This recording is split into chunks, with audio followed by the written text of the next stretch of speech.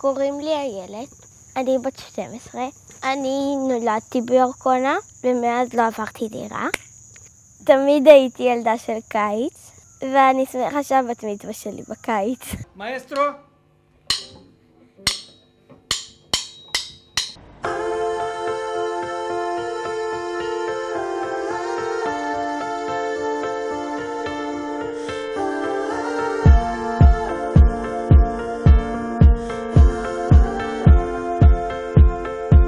אחרי שני ילדים שגדלו ממש לפי הספר, כמו שצריך.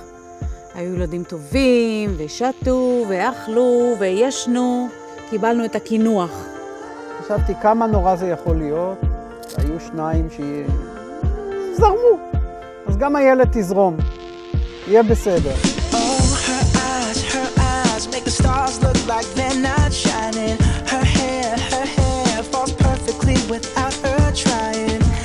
So beautiful, and I tell her every day.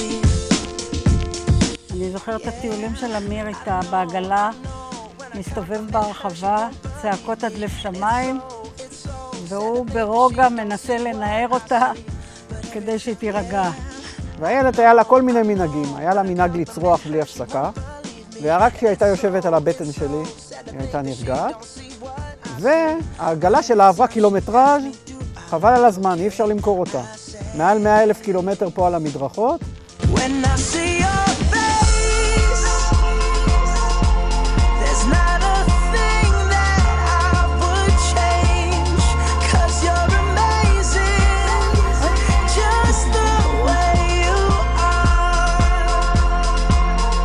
אחר כך היא נרגעה ונהייתה ילדה טובה, אבל מה שכן, היא לא כל כך זורמת.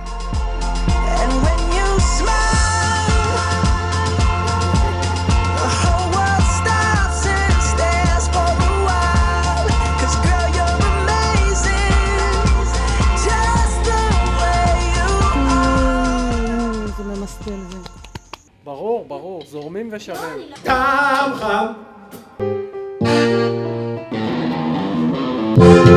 טעם חם!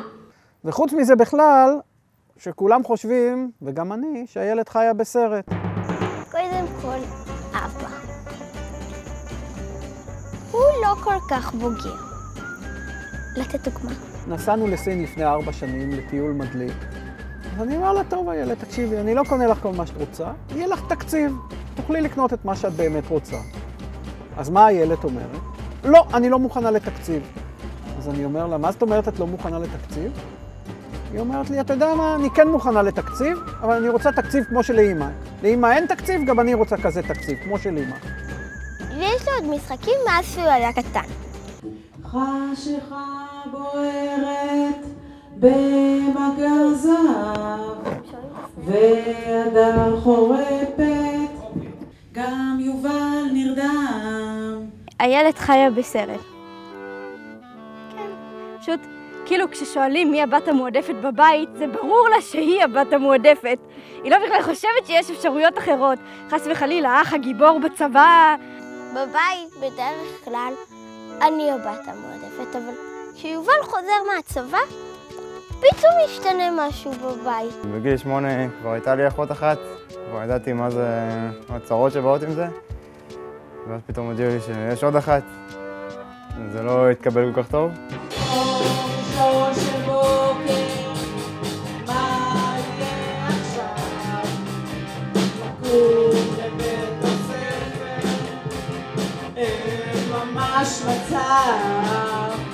אז הכל נשמע כאילו סבבי בבי.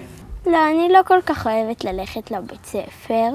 בבית הספר סיני ג' ראשונה, בא מנהל ואמר למורה, יא מטומטמת, יא חמורה, כל מה שאת אומרת לך את לא מבינה. בואו נתחיל מזה שצריך לקום בבוקר. וזה קצת קשה. אנחנו רואים את הציונים של אבא, אנחנו כזה, הלוואי שגם אנחנו. אז שו, אדוני המנהל, קח את הדברים שלך ולך לעזאזל. מתי כבר תגיע לאפיסת כוחות? מצוין. וכבר מתחיל להתקבל צורה. כשהילדתי הגדולה הייתי עורכת דין. או וטרינרית. שפית. משהו שצריך הרבה לרוץ, לקפוץ, להשתגע.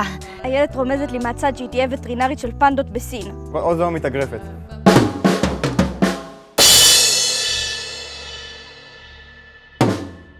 עם כל הפאסון שהיא משדרת, שהיא ילדה מאוד קולית, ולא מחבקת ולא מנשקת, והיא כזאת שומרת מרחק, היא מאוד רגישה.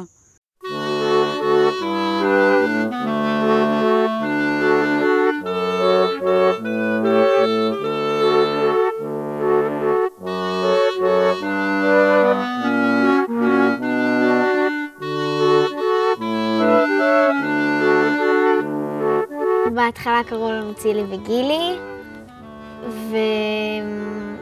ואני נשארתי גילי ואי אפשר להשאיר אותה צילי, אז היא הפכה לאיילת. היא יודעת לנגן על הרבה כלים שונים, והיא גם התקבלה לכיתה מדעית ולתוכנית של בר אילן, והיא ממשיכה את המסורת של המשפחה.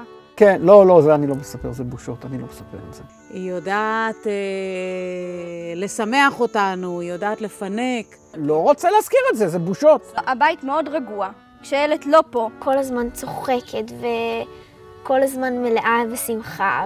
היא מאוד חשובה לי.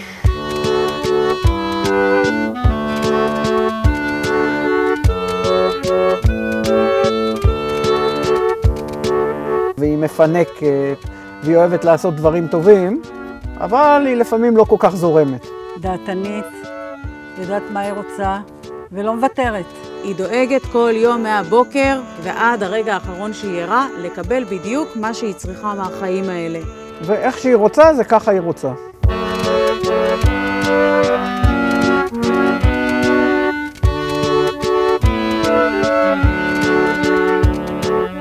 כנראה בגלל זה כולם אומרים לי שיש לי דם. לא, רגע, כנראה בגלל זה אומרים לי שיש לי דם חם. למרות שאני שקטה ורגועה. לא נינוחה, רגע. כנראה בגלל זה אומרים שיש לי דם חם. אבל בעצם אני יודעת שאני רגועה ונוחה לבריות. כמו אבא.